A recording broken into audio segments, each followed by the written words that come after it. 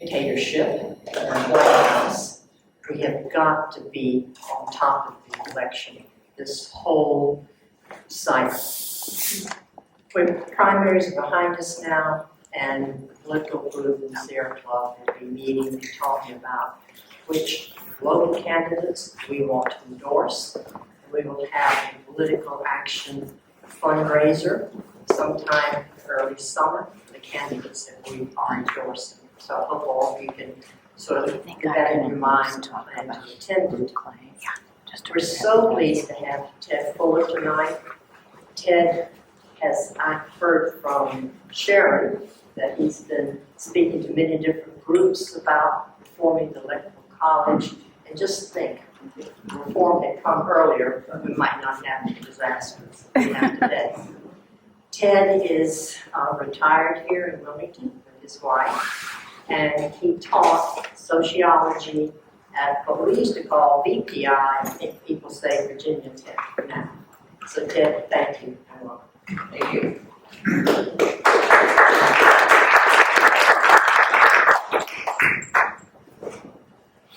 Well, thank you for that introduction, and thank you for inviting me, and thank you for coming to hear about reforming the Electoral College. So I've got a little outline of the talk. So first, I'll just quickly review what is the Electoral College, why is it problematic, how can we solve these problems, what objections have people made to the NPV, that's National Popular Vote, that's the solution that I referred to in the third point there. So what objections have people made to the proposal I'm going to make, what are the counter-arguments to those objections, and how realistic is it? Is it pie in the sky, or is it something that can really be done? Okay, so how does the Electoral College currently operate? As you probably know, each state has a certain number of electoral votes. That number of electoral votes is based on the number of representatives that a given state has in the House, plus 2, because every state has 2 senators.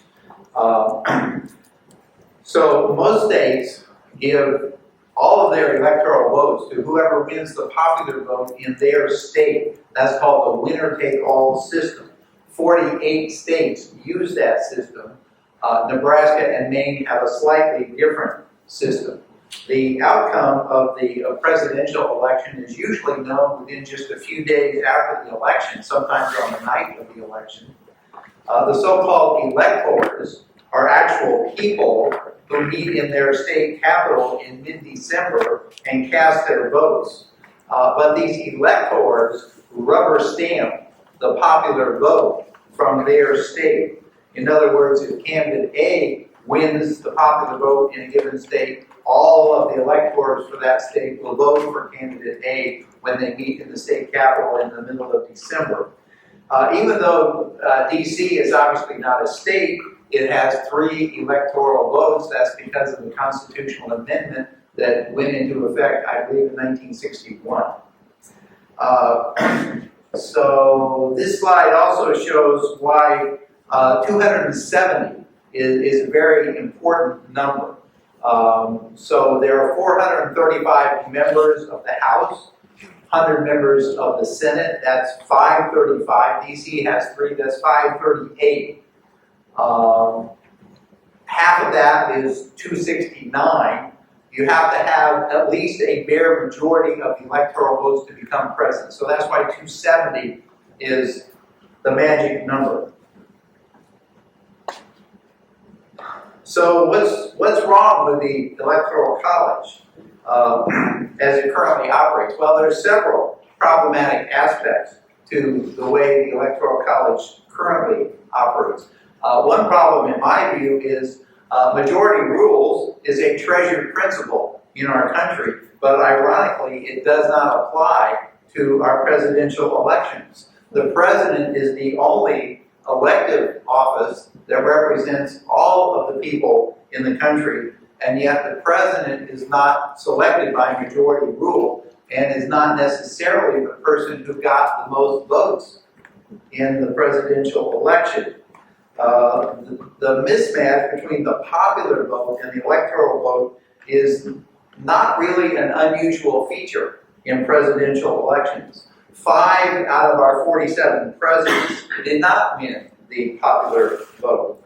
In the 20th century, there have been 2 what I call second place winners and 2 what I call near misses, just in the last 26 years. So, and you probably remember back in 2000, Al Gore won the popular vote by about 500,000. But George W. Bush got more electoral votes and became president. In 2016, Hillary Clinton won the popular vote by about 3 million votes. But Donald Trump got more electoral votes and became president. We don't talk about near misses quite as much, but in 2004, Bush won re-election with a margin of 3 million in the popular vote. But Kerry narrowly lost Ohio. He only lost Ohio by 2 percentage points. And if Kerry had won Ohio, he would have become president because he would have had enough electoral votes, over 270, to become president. In 2020, Biden won the popular vote by 7 million, but he had a narrow victory in 3 states, Georgia, Arizona, and Wisconsin. And so there's kind of two near misses. So in the last 7 presidential elections, there have been 2 second place winners and 2 near misses. Now this slide, I borrowed it from another, from a online somewhere. I can tell you where, but it doesn't matter. And anyway, the point is, this slide was prepared before 2024. It has a question mark on the slide. We now know that Donald Trump won both the popular vote and the electoral vote in 2024. But because of this mismatch between the popular vote and the electoral vote, many of us feel that the current implementation of the Electoral College tends to distort the will of the people. Furthermore, given the overall record of the 21st century and before, there are serious flaws in the current implementation of the Electoral College. But that's just one problem with the current implementation of the Electoral College. Besides distorting the will of the people, another negative consequence of the Electoral College is that the general election campaign focuses on just a few battleground states. Overall, presidential general election campaign, so after the conventions, after we got 2 candidates, well, there's a few third-party candidates, but once we have the 2 major candidates, then the general election begins, and that campaign is held in just 10 or 12 states. In fact, in 2012, 2016, and 2020, 67% to 70% of the general election campaign events were held in just 4, 5, or 6 states. This focus on a few battleground states has become very typical of presidential elections. The calculus of presidential campaigns involves a kind of a triage. There's a bunch of states a candidate is going to win whether they campaign there or not. There's a bunch of states that the candidate is going to lose whether they campaign there or not. But there's a handful of states where it can make a difference whether the candidate campaigns there and how often they campaign there. And there's a small handful of states where it not only makes a difference, but there's a big prize. There's a lot of electoral votes at stake. And so that's where presidential candidates focus their time and effort. In fact, in 2024, 94% of presidential campaign events were held in just 7 states. So this shows the high concentration of campaigning. Just for fun, this slide shows a map of the United States with the size of each state proportional to the number of general election campaign events held in each state in 2016. Somebody could do it for a different election year, but it'd be similar. So this map shows all the states that had at least one general election campaign event. Most most states are missing because no general election campaign events were held there. Can you see California? Barely. It's there, but just barely. Maybe if you squint, you can see Texas. No matter how hard you squint, you will not see New York. It is not on this map. There were no general election campaign events in New York. Just as this map distorts the map of the United States, the current implementation of the Electoral College distorts the will of the people. Another negative consequence of the current implementation of the Electoral College is to reduce the percent of eligible voters who actually vote. Voters in non-battleground states are less likely to vote than those in battleground states. And of course, the large majority of states are non-battleground states. 38 to 40 states are non-battleground states. A nationwide election would likely improve voter participation. In 2008, 2012, and 2016, the percent of eligible voters who voted was about 8 to 16 percentage points higher in the battleground states than in the non-battleground states. And the interpretation is that many voters in non-battleground states realize that their vote does not matter in the presidential election. Another problem with the current implementation of the Electoral College is the backup plan. In other words, what happens if no one gets a majority of the electoral votes? Under the Constitution, if no candidate gets a majority of the electoral votes for the president, the election of the president is determined by the House of Representatives, with each state getting one vote. Not each representative, each state gets one vote. So Wyoming gets one vote, California gets one vote, and North Carolina gets one vote. Has that ever been done? That has been done. Not lately, but it has been. I'll give you a little bit more on that. Okay, and if a House delegation happens to be evenly divided, then that state doesn't get a vote. So anyway, this is our official backup plan if nobody gets a majority of the electoral votes. And I would say it's a pretty undemocratic backup plan. Okay, to your question. In the entire history of the country, this backup plan has only been used twice. It was used in 1800 and 1824. It almost happened in 1968. You may remember George Wallace ran as a third-party candidate, and he actually got 46 electoral votes from southern states. It turned out that was not quite enough electoral votes to throw the election into the House of Representatives. Nixon was still able to get enough electoral votes to be elected president. But it showed that there was a real chance that a third-party candidate could throw the election into the House of Representatives. But what if there's only two main candidates? You know, he ran, I don't know if he was called a Dixiecrat, but what if there's only two main candidates, a Democratic candidate, a Republican candidate, which we usually have that. Surely one of them would get a majority of the electoral votes. Well, not necessarily. You remember there's 538 electoral votes. That's an even number. So it's mathematically possible for there to be a tie in the electoral vote, 269 to 269. In that case, the backup plan would be activated. The House of Representatives would decide who the president would be, with each state getting one vote. In fact, it nearly happened in 2020. As I mentioned before, Trump narrowly lost Wisconsin, Arizona, and Georgia. This slide shows the vote total for Biden and Trump in those three states.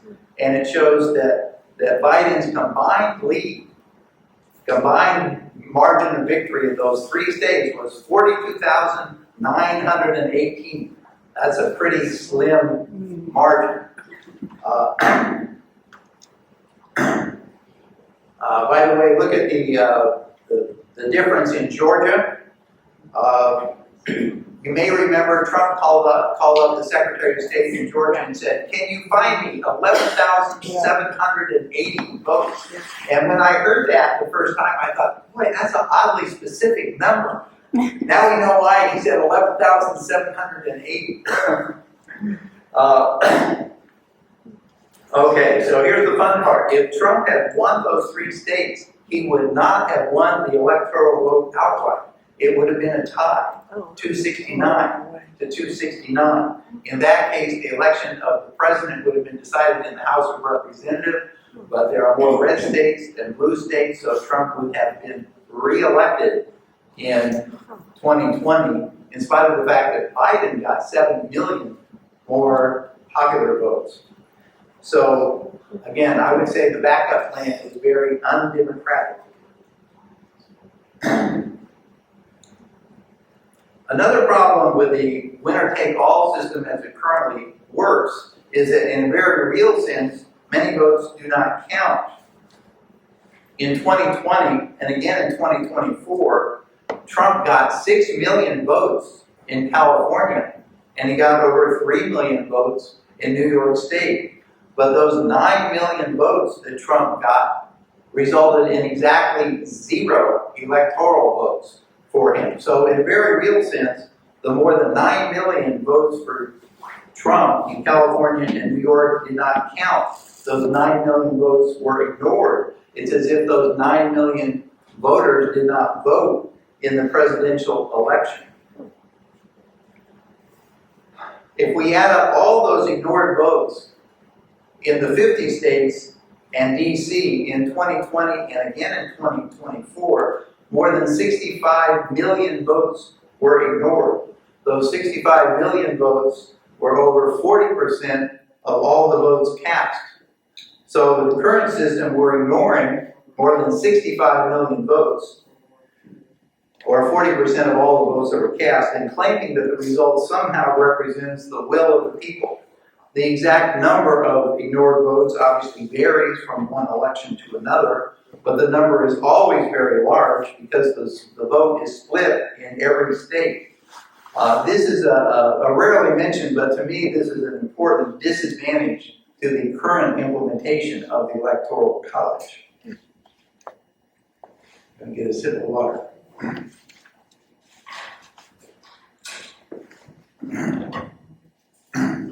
Another disadvantage with the current implementation of the Electoral College is that incumbent presidents may direct federal funds disproportionately to battleground states. Battleground states get more federal grants, and those federal grants involve more dollars compared to non-battleground states. Furthermore, highly competitive swing states get twice as many disaster declarations as safe states. A lot of money comes with those disaster declarations. You might think that disaster declarations would be based on the severity of the disaster, but it turns out that whether or not the state can help the party of the sitting president win re-election is a very important factor in whether they get that designation as a disaster. Okay, so somewhere we are. This slide, summarizes what I've been telling you so far. What are the disadvantages of the current implementation? The person who loses the popular vote can become president. The presidential general election focuses on just a few battleground states. The system results in fewer eligible voters voting. If no one gets a majority of electoral votes, the backup plan is very undemocratic. Literally tens of millions of votes are ignored, and presidents may give more money to battleground states. Looking at these disadvantages of the current implementation of the Electoral College, it does not look like a very good system. It needs to be reformed. How can that be done? And by the way, this is the most important slide in the whole presentation. The solution is something called the National Popular Vote Bill.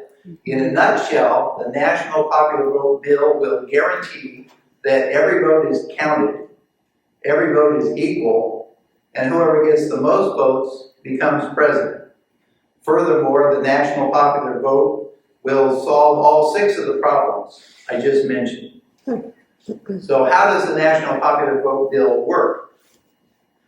It's an agreement among states to base the election of the President of the United States on the national popular vote. Each state that passes the bill agrees to award all of their electoral votes to the candidate who wins the national popular vote. This does not require a constitutional amendment or even any congressional action. It simply requires legislation at the state level. This legislation is called the National Popular Vote Bill. Again, this is a bill that each state is free to pass or not pass. What it says is that each state that passes the bill pledges to give all of their electoral votes to the candidate who wins the national popular vote instead of giving their electoral votes to the candidate who wins the popular vote in their state. This bill would not take effect until enough states pass the bill so that collectively they have at least 270 electoral votes, which, as I said, is enough to elect the president. This solution is realistic. In fact, the movement is well on its way to success. Enough jurisdictions have already signed on so that collectively they control 209 electoral votes. So far down the road from 0 to 270. To be clear, the National Popular Vote Bill does not eliminate the Electoral College. It just reforms the Electoral College. So that's why I have the title of my talk, Reforming the Electoral College, and that's why no constitutional amendment is needed. It's just a reform of the Electoral College. Footnote here, technically it's called the National Popular Vote Interstate Compact, because all the states that pass this bill are entering a compact saying, okay, we are all pledging to give our electoral votes to whoever wins the national popular vote. Haven't they already pledged otherwise? Haven't they pledged to give all their votes to the one candidate now? That's the way it is. They don't have to though. The electors. Well, now they're pledged to give all of their electoral votes to whoever wins the vote in their state. Right. Yeah. So you have to get them to change over from that. Right. So when a state passes the National Popular Vote Bill, they're saying, okay, we're pledging to give our votes to whoever wins the national popular vote, but that pledge doesn't take effect until enough states make the same pledge so that collectively they have 270 votes. I haven't been hearing anything about this. How did this kind of get by me for all these years? How long did it take to get to 209? Been years? 20 years. 20 years. 20 years. The first state, Maryland was the first state, they passed it 20 years ago. It doesn't get a lot of press. I think it's frustrating and annoying. There's a national organization just called National Popular Vote. And they're kind of frustrated at the fact that there's not much media attention to it. When a state passes it, then there might be a little blip of information that might percolate out to other states. But yeah, it should be known. So I'm trying to educate people. Will help. Can you go back on that piece that says each state that passes agrees to award all their electoral votes to the national popular vote? So they tally all the individual votes and come up with a winner? Yes. Then why do you need the electoral college? The reason you need the Electoral College is because it's in the Constitution. Oh, So, okay. so So if we could get rid of the Electoral College, I would be delighted. But it's in the Constitution. The only way to get rid of it is a constitutional amendment. I've heard different estimates. Some places I've read an amendment to get rid of the Electoral College has been introduced in Congress over 700 times. Somewhere else I read that it's been introduced over 1,000 times. But going a little bit more into the weeds on this, I mentioned in 1978 George Wallace got 46 electoral votes, and everybody like, ah! Well, there was a very strong effort in the Congress to pass a constitutional amendment to have a direct vote for the president, and public opinion polls at that time said 80% of people were in favor of that. But we might not be completely shocked to learn that that was killed by a filibuster by Southern Democrats. So this says that if one candidate gets the popular vote, then he wins unanimously. Not unanimously, because not every state will have joined the interstate compact. Oh, okay. So they'll do whatever their state law says. Okay, so, so it seems like a straightforward thing. Every vote counts, every vote equals, whoever gets the most votes wins. But a lot of people don't like it. Some of them have R after their name. And so there have been a number of objections. I want to talk about some of these objections and what's wrong with those. So one objection is we should not tinker with the Electoral College. The Founding Fathers created the Electoral College for a reason. But the rebuttal is, let's look at what the Constitution says. It says, each state shall appoint in such manner as the legislature thereof may direct a number of electors equal to the whole number of senators and representatives to which the state may be entitled in the Congress. That's pretty broad. So that means states can do whatever they want. State legislatures can do whatever they want. So the National Popular Vote Bill is completely consistent with the Constitution. Related to this, I'll mention the Electoral College has evolved over time. Let's see. A couple of words before I get to that next slide. So, in particular, the Constitution does not say that all electors from a given state must vote for whoever wins the popular vote in that state. That's what most states do, but that's not what the Constitution says. That's just something that developed over time.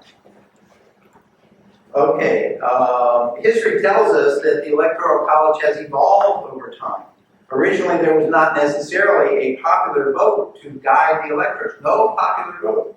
In the first presidential election, only 6 states held an election to choose presidential electors.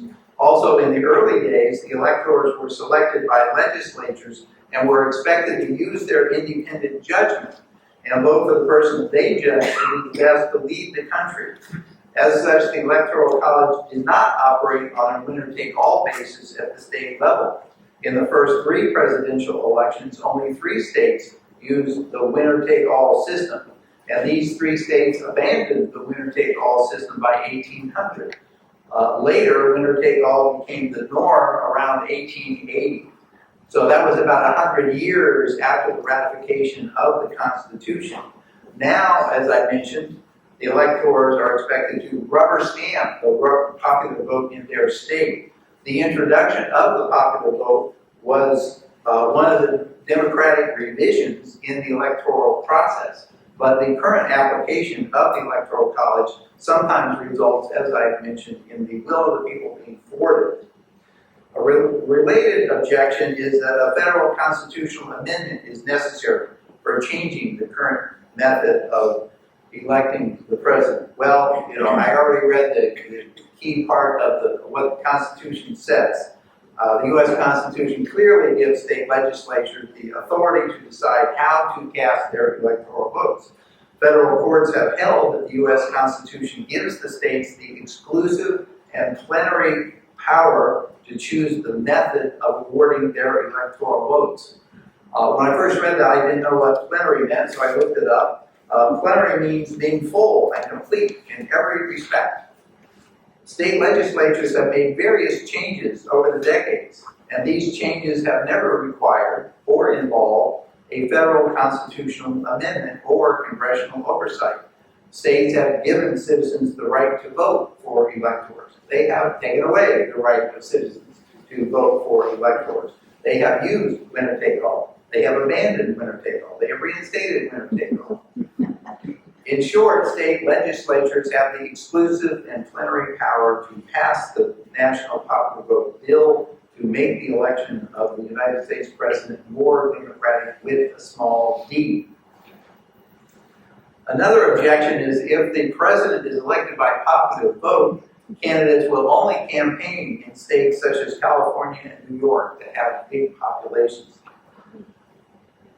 In rebuttal, first of all, California and New York together have less than 20% of the national population, so it would be political malpractice to just campaign in those two states. But more important, no state is monolithic. Every state has Democrats, Republicans, and independents. I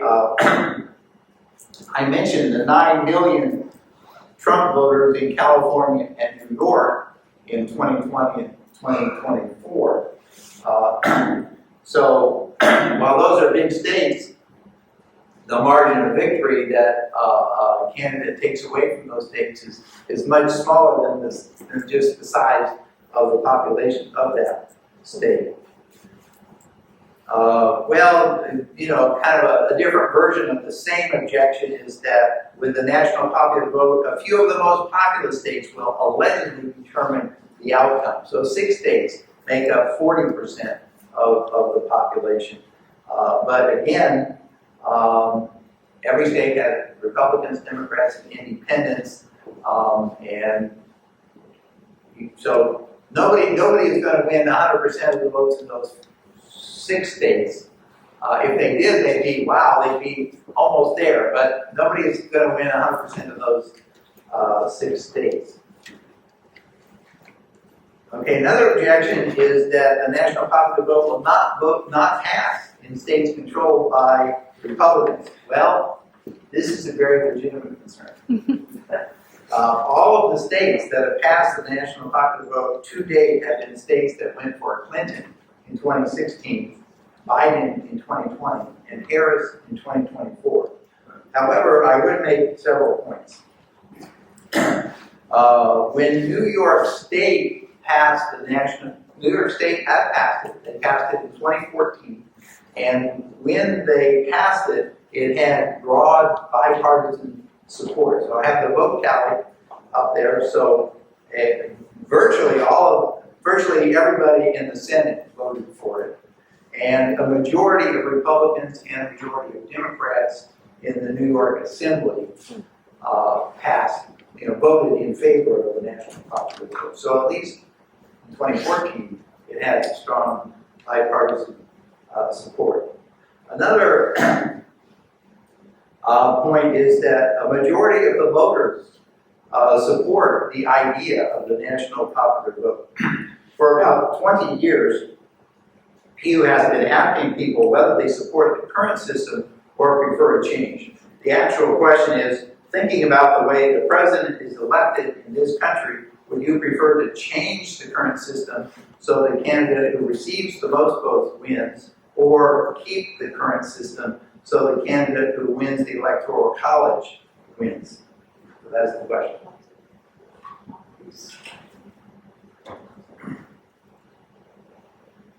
This slide shows that by a nearly 2-to-1 margin, Americans want the popular vote, not the electoral college, to decide who the president is. In the latest poll, 65% favor changing the system so the popular vote determines who wins, while 33% favor keeping the current system so that the electoral college determines who wins. And of course, under the national popular vote, whoever wins the popular vote automatically wins the electoral college vote, so everybody wins. But that's just me talking. Okay, now, it is true that Democrats have consistently supported the national popular vote more than Republicans have.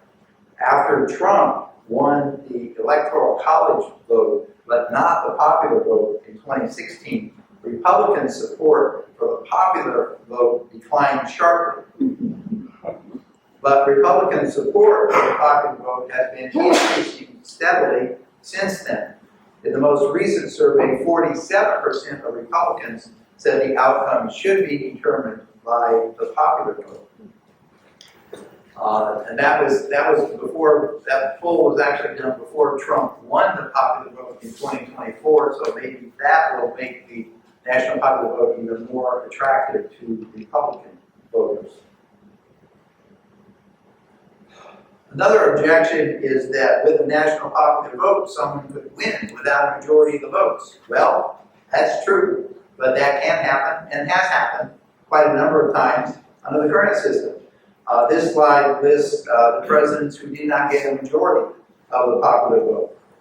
And in fact, under the current system, not only can somebody be elected without getting a majority of the popular vote, somebody can be elected who was in second place in the popular vote.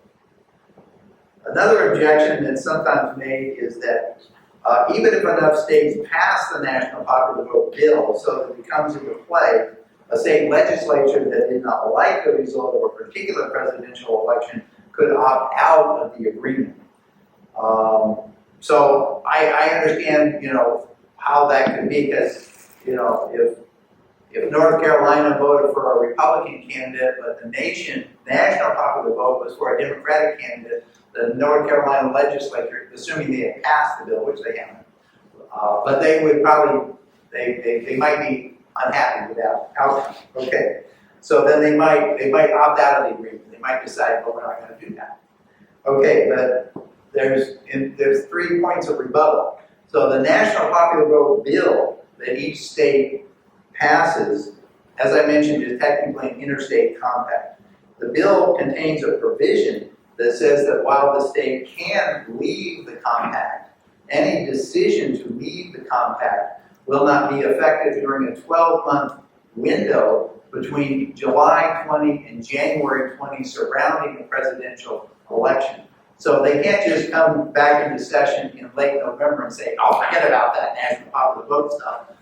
No, they can't do that because of the very law that they passed and that the governor signed. Secondly, federal law is very clear that each state's electors must be selected by laws enacted prior to the election in November. So if a state legislature attempted to change its election laws after the election, that would be a violation of federal law. So they'd be violating state law and federal law. Third, the U.S. Supreme Court has made it clear that an interstate compact is a contract. Any state that passes the law has made a contract with all of the other states in the compact. If a state does not live up to its obligations under the compact, the other states can sue the offending state in federal court. It's established law that states are bound by compacts and cannot withdraw from the compact except under the terms laid out in the compact. So, cannot withdraw if you don't like the election. Okay, another objection that's sometimes made is the national popular vote bill would mean the end of the two-party system. There could be many candidates, and someone could win with a small percent of the popular vote. Well, I understand this concern. Under the national popular vote bill, the person who gets the most votes would win. A majority is not needed. There is no provision for a runoff. So there is a theoretical possibility that the popular vote could splinter into 3 major parties, or 4 major parties, or whatever. But there's a couple of key points to make in rebuttal. One is that international research finds that an election system in which whoever gets the most votes wins tends to favor a two-party system. The reason is that voters generally desert weak parties or weak candidates on the grounds that they have no chance of winning. So that's called a plurality rule system. And that's comparing the plurality rule system to a parliamentary system. In a parliamentary system, voters can hope that their small party can win at least a few seats in the parliament. Second, under the current system, minor party candidates can have a big impact on presidential elections because they only have to affect one state to potentially affect the outcome of the election. A famous example is Ralph Nader's 100,000 votes in Florida, arguably leading to Bush winning Florida and with it the presidency.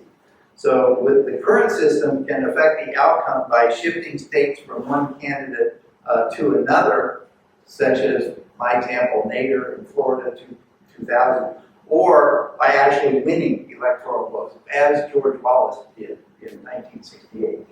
By contrast, with a national popular vote system, minor party candidates would have much less impact than they do today. So Ralph Nader's 100,000 votes, it didn't affect the fact that Al Gore still won by 500,000 votes.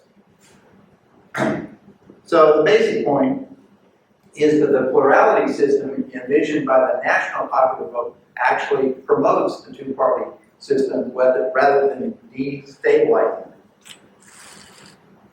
What's the status of the national popular vote bill? It's been approved by 17 states and the District of Columbia with a total of 209 electoral votes.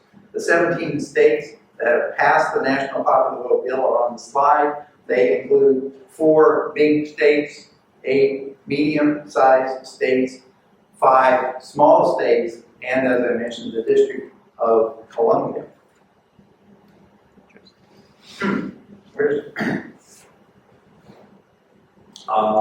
Okay, so how close are we to guaranteeing that whoever wins the popular vote becomes president? So with those 209 electoral votes, we're well on our way to guaranteeing that whoever wins the popular vote will become president. 209 is about 77% of 270, so we're 77% of the way to achieving this guarantee. We need more states to sign on who have 61 more electoral votes, and that will probably require some red states. Probably can't be done just with blue states. Okay, these are a number of national organizations that have endorsed the national popular vote. At the top right, you'll see the Sierra Club, the National Sierra Club, is endorsing the national popular vote. I am a member of the League of Women Voters. That's why I said League of Women Voters at the bottom of each slide. The League of Women Voters has endorsed the national popular vote.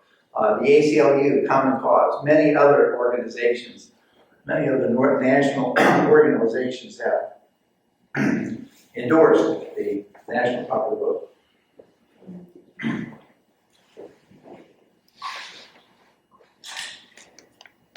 Okay, so Ted? yeah. We'd like to, a lot of people will begin to leave at 7:30, but we'd like to leave some time for questions. Okay. Do you have? Okay, so I said before that the national popular vote solves the 6 problems that I had earlier. That's what these 2 slides have. I can let you use your imagination.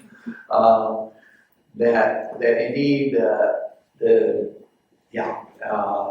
6 problems with the current system are all solved. There's 3 of them, and there's 3 more. So the national popular vote solves all of those. So in a nutshell, the national popular vote bill will guarantee that every vote counts, every vote is equal, and whoever gets the most votes wins. It'll be just like almost every election we have. If you want to help, I have, where do you have it? I have a little sheet of paper that has a QR code. If you go to the QR code, it'll have like a page or so explanation of what I've been rambling on about. But also the League of Women Voters of North Carolina has a petition. We invite you to sign the petition in support of the National Popular Vote Bill.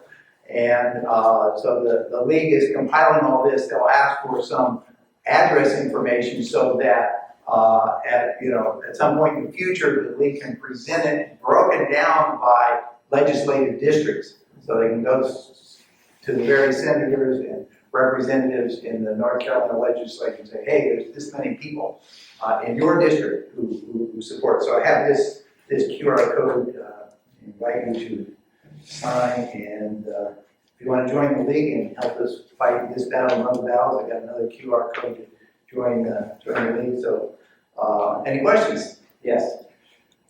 Do you feel like this would encourage more popular vote? Because I, looked at the last election, it looked like a third of all Americans didn't bother to vote at all. Well, I think it would encourage more people to vote. As I mentioned, one of the disadvantages is that there's people in the non-battleground states are less likely to vote, and the difference in any given election has been like from 8 percentage points to 16 percentage points. So if I'm a Republican in California, I might say, well, I'm not going to bother to vote because my guy's not going to win. But at the same time, if I'm a Democrat in California, I might say, my guy's going to win. I don't need to vote. I'm kind of busy. I'm not going to take the time to do it. So I think it probably depresses the vote in both parties in the non-battleground states. So yes, I can file my taxes on my phone. Am I ever going to be able to vote on my phone? I don't know. Personally, I hope not. I think that there's too much potential for fraud if you can vote through your phone. That's my personal opinion. Yes. What are the Democratic Party and the Republican Party doing about this voting system? Do they weigh in one way or the other? Are they trying to have some influence in each state? So you're talking about the presidential vote, right? Yeah. Yeah. So,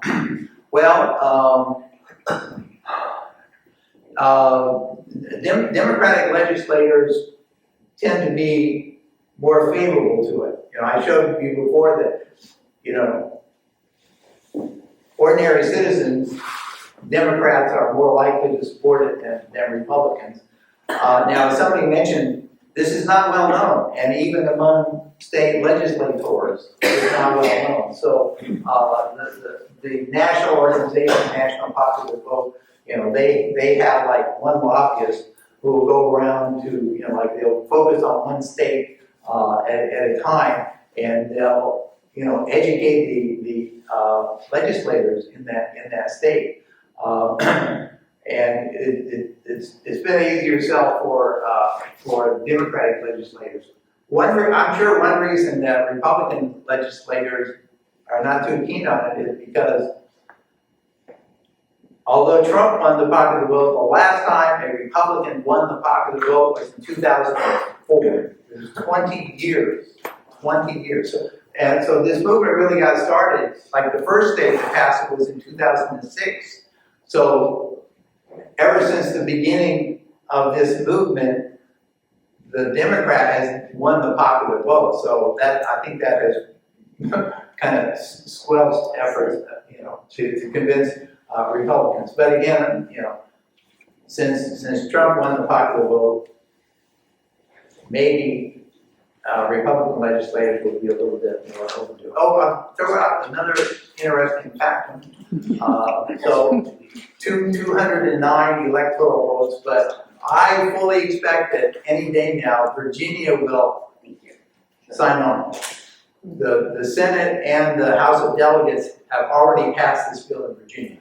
It's just waiting for the governor's signature. My understanding is the governor, newly elected Democratic woman, my understanding is she's going to pass it. She hasn't done it yet, but sign it. But that would bring it up to 222 electoral votes, less than 50 from the goal. Okay. So what other questions? Okay, she wants me to leave, but I'm going to hang around.